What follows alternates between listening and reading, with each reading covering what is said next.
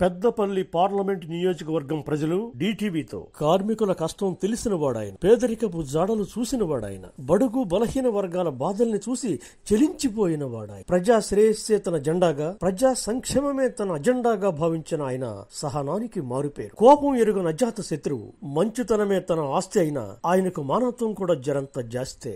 6 సార్లు ఎమ్మెల్యేగా గెలిచిన ఆ 6 అక్షరాల మంచి మనిషి పేరే కొప్పుల ఈశ్వర్. 2004 నుంచి 2018 వరకు సాధారణ ఎన్నికలు, ఉప ఎన్నికలు కలుపుకొని మొత్తం 6 సార్లు ఎమ్మెల్యేగా గెలిచి ఓటమి ఎరుగని నేతగా నిలిచి డబుల్ హ్యాట్రిక్ కొట్టిన చాలా కొద్ది మందిలో కొప్పులేశ్వర్ అగ్రభాగంలో నిలిచారు. ఆయన చేసిన అభివృద్ధి, సంక్షేమం, నిరంతరం ప్రజల కోసం ఆయన పడిన శ్రమ ఆయన్ని విజేతగా నిలబెడుతూ వచ్చింది. అయితే 2023లో జరిగిన అసెంబ్లీ ఎన్నికల్లో రాజకీయ రంగంలో వచ్చిన అనూహ్యమైన మార్పుల వల్ల 6 సార్లు ఏకధాటిగా గెలిచిన చరిత్ర గల కొప్పుల ఈశ్వర్ ఓటమి ఆయన్ని అభిమానించే ప్రజలు జీర్ణించుకోలేకపోయారు. కాని పాపం ఈశ్వరన్న అనే సానుభూతి ప్రజల నరనరాల్లో ఉవ్వెత్తున పొంగింది. సమయం కోసం ఎదురు చూస్తున్నారు ప్రజలు. పార్లమెంట్ నియోజకవర్గంలో కాకా వెంకటస్వామి దశాబ్ద కాలం ఎంపీగా చేశారు. తర్వాత వారి కుమారుడు వివేక్ గారికి ఆ సీటు కేటాయింపు చేయగా ఆయన కూడా పలుమార్లు ఎంపీగా కొనసాగారు. అనంతరం వివేక్ కుమారుడు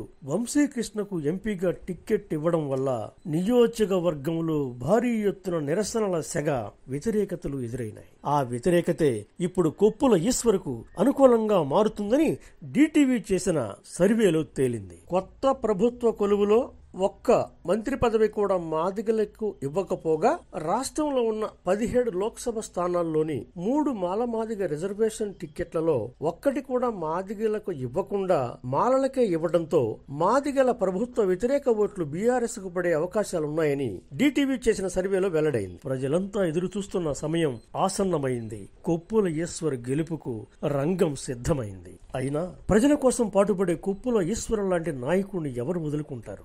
సామాన్య రైతు కుటుంబంలో అతి సామాన్యుడిగా పుట్టి ప్రతి క్షణం ప్రజల కోసం అభివృద్ధి పనులు చేసి ప్రజల గుండెల్లో సెల్ఫ్ ఇమేజ్ సంపాదించుకున్న కొప్పుల ఈశ్వర్ గారిలో ఇప్పటికీ అదే వినయం, అదే విజయం.